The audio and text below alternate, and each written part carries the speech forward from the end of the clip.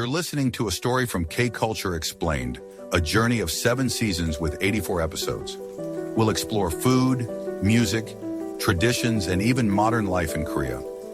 Think of it like following a series. Each episode adds another piece to the puzzle. So stick with me, and let's dive into today's story together. Have you ever had a meal that was incredibly simple but completely changed how you thought about food, about flavor? Something that makes you slow down, taste everything, maybe even feel a kind of quiet respect for eating itself? Yeah, I know what you mean. Well, today we're doing a deep dive into exactly that kind of experience. We're talking about temple food, sachal 음식 in Korean. Right, sachal imshik. Our mission is to explore the quiet philosophy behind it, what makes it unique, how it connects to mindfulness, and what it shows us about a different side of Korea. And we're drawing on the philosophy of temple food here, which gives a really personal perspective. Exactly. It shares a journey of discovery that's pretty thought-provoking. So let's get into it.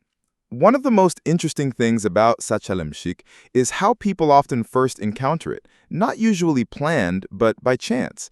Our source shares a story from childhood. Imagine being a kid, going with your parents to a Buddhist temple for a Buddha's birthday. A special occasion, yeah. You know, the smell of incense, the sound of prayers humming, just an overall feeling of peace. Very serene. Then, after the ceremony, you sit down, maybe on the temple floor, and are served a simple meal. For the author, it was bibimbap. Ah, bibimbap, but probably not the kind most people picture. Exactly. When you think of bibimbap, you think bright colors, spicy gochujang, maybe beef and an egg on top. Yeah, all the standard stuff. But this temple version was totally different. The source makes a point. No meat, no fiery chili paste. Okay, stripped back. And here's the surprise. Even without all that, it was described as incredibly delicious, profoundly good. Really? Just vegetables and rice? It seems so. Every bite was fresh and deeply satisfying. It wasn't just tasty, it felt like a window into a completely different way of eating. A whole philosophy in a bowl. Exactly. It hinted at a richness that didn't come from strong flavors, but from something deeper, tied to the temple itself. And that first accidental taste really sets up what temple food is all about. Because sachal imshik isn't just cooking, it's an ancient practice rooted in Buddhist tradition, prepared by monks and nuns. That means it follows very strict dietary rules, not just about what they use, but also what they deliberately leave out. Okay, so what gets left out? That sounds important. It is. First, no meat and no fish, common enough in plant-based eating, but temple food goes further. It avoids the 5 pungent vegetables called oshinche in Korean. That's garlic, onions, chives, scallions, and leeks, the allium family. Wow, that's a lot of foundational flavors in most cooking. Why avoid them? Well, it's not about taste, at least not primarily. In Buddhism, these ingredients are seen as overly stimulating. Stimulating. How so? The idea is they can stir up strong emotions and desires, things that might distract from meditation or spiritual focus. They're thought to hinder achieving a calm, centered state of mind. So removing them is about purifying both body and mind. Exactly. It's about fostering inner quiet, maybe even heightening your other senses by removing strong, distracting tastes. That's fascinating. Deliberate sensory shaping.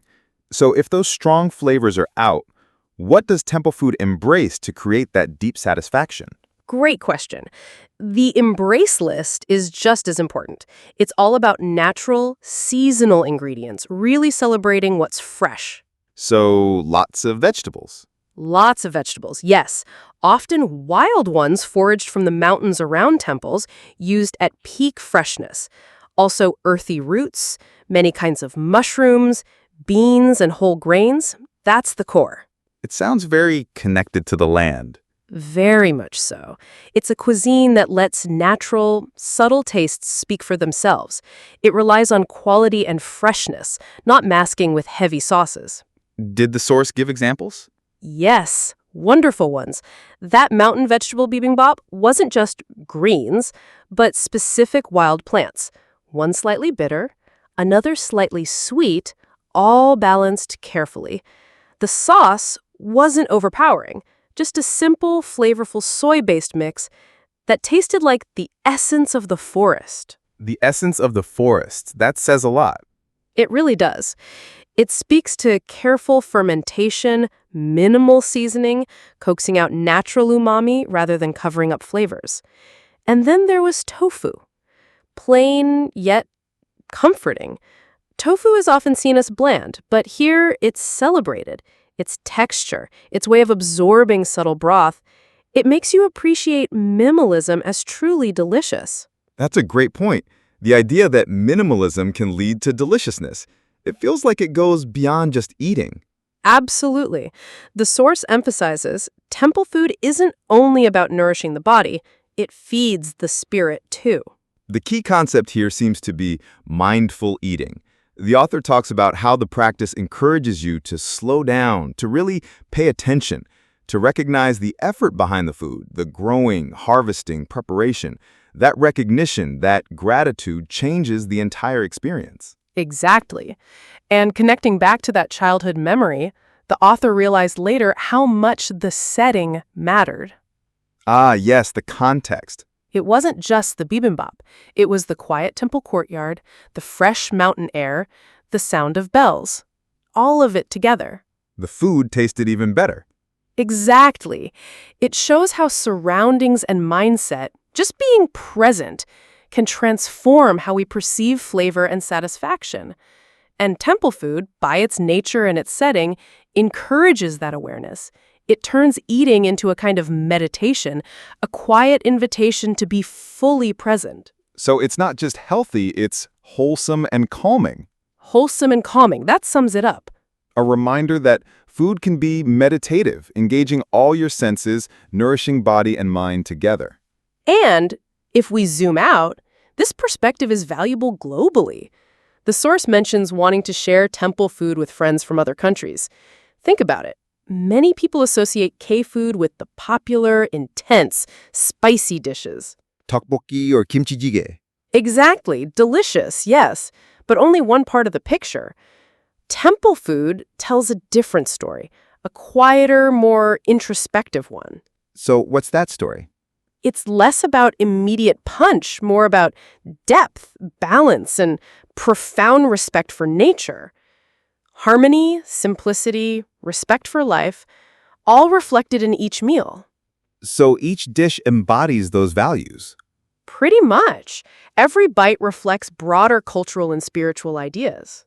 And in terms of cultural exchange, if someone only knows the fiery side of K-food, what does temple food offer them? It's like putting on a completely different pair of glasses.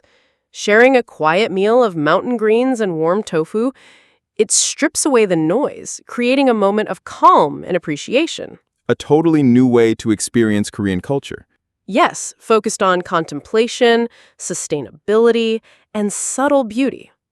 Engaging with philosophy through the food itself. Exactly. A taste of mindfulness, showing the connection between nature, food, and well-being. It encourages a slower, deeper engagement with culture. That's beautifully put. So let's recap. Temple food is a distinct culinary art with strict rules, avoiding pungent vegetables, embracing seasonal natural ingredients. But beyond ingredients, it's tied to mindfulness. Eating becomes quiet reflection, almost meditation, appreciating real flavors, effort, and cultural values like harmony and respect for life. And that leaves us with a question. If calm and understanding can come from appreciating quiet flavors in a simple meal, what other parts of our daily lives might hold hidden philosophies if we just pause and pay attention? Good question. Maybe even small rituals like making coffee, walking somewhere, or doing simple tasks with full attention could turn the everyday into mindful engagement. Turning the ordinary into something profound. Exactly. So, what small, everyday ritual could you approach with more intention this week? What unexpected insights might appear if you do? Something to think about. If you'd like to explore more, I've prepared a free 3-in-1 K-Culture Starter Pack.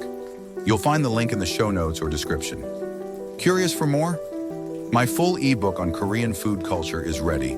Just check the link in the description. And if you want the complete journey, with all ebooks and audiobooks from the entire series, you'll find the full season premium package in the show notes.